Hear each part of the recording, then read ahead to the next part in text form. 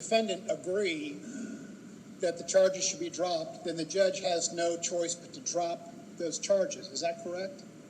Senator's the floor.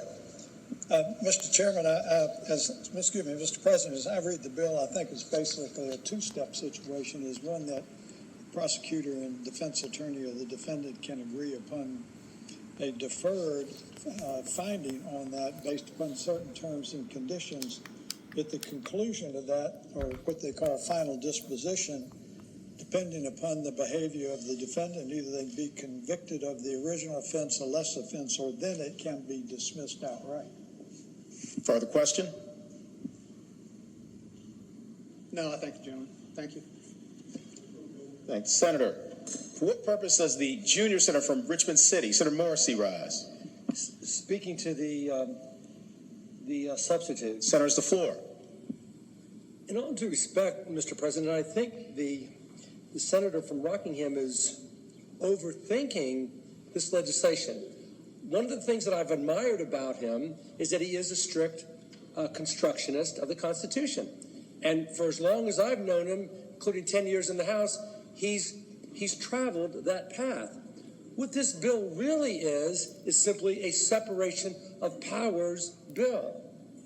And what this means is the following, that if the Commonwealth, the executive branch, makes a decision that they're going to non-prosecute the charge, the judge, the judiciary, can't interfere and say, no, you won't. That's all this bill is.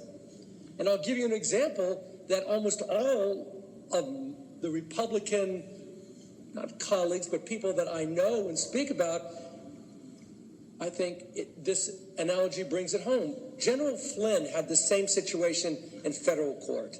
If you remember, General Flynn was indicted, sidebar, unfairly.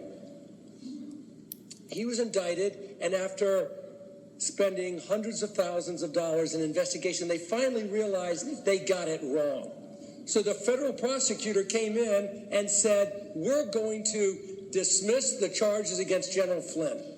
And the judge, in a really unusual, unheard of situation, said, no, you're not. And then he got another judge to interfere, to review it, to determine if he could do that. That was wrong because the judiciary was interfering with the executive branch, the executive being DOJ that decided to dismiss it. So that's all this bill is. It's not about super legislators.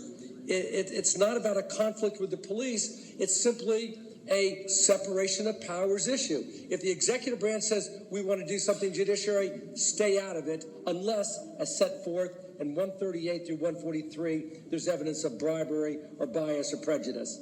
So with that said, Mr. President, I would ask the brilliant minds up to the left to say whether or not they agree with me.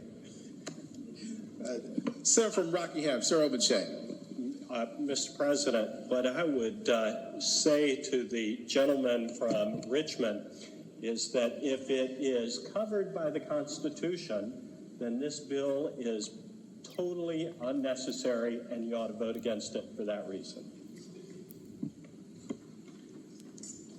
Thank you, Senator. For what purpose does Senator from King George, Senator Stewart, rise? Mr. President, at the risk of revealing myself as a Republican who actually supports this bill, I'd like to speak to it. Senator has the floor.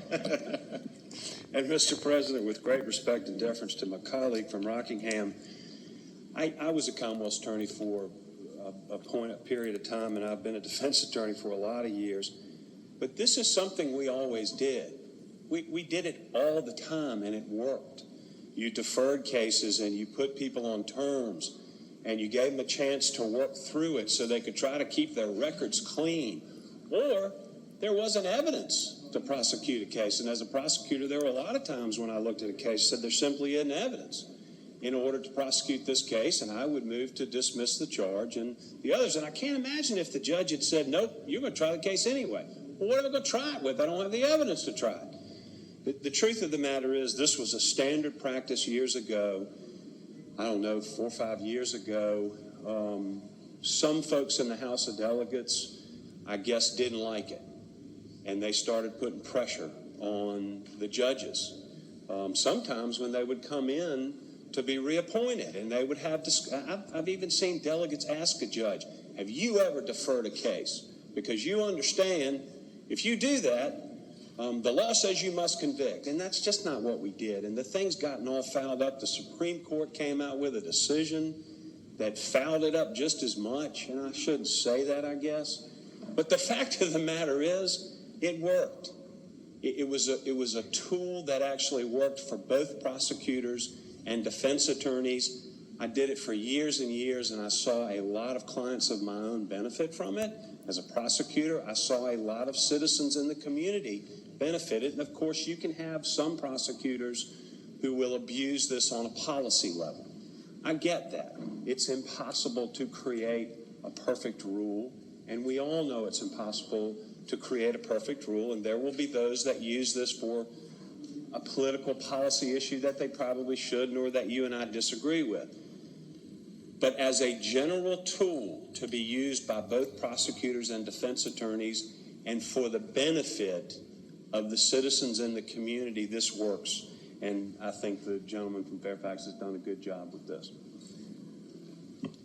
Thank you. Senator, for what purpose is Senator from Roanoke City, Senator Edwards, rise?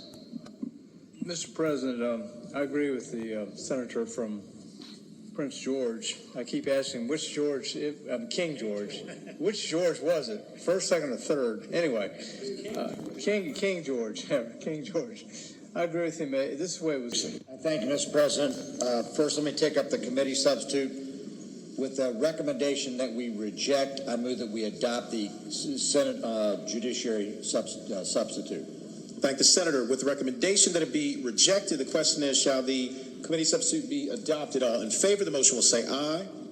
Those opposed, no. No. The noes have it. The committee substitute is rejected. Senator from Fairfax City, Senator Peterson. Thank you, Mr. President. I move to waive the reading of the floor amendment. Floor substitute.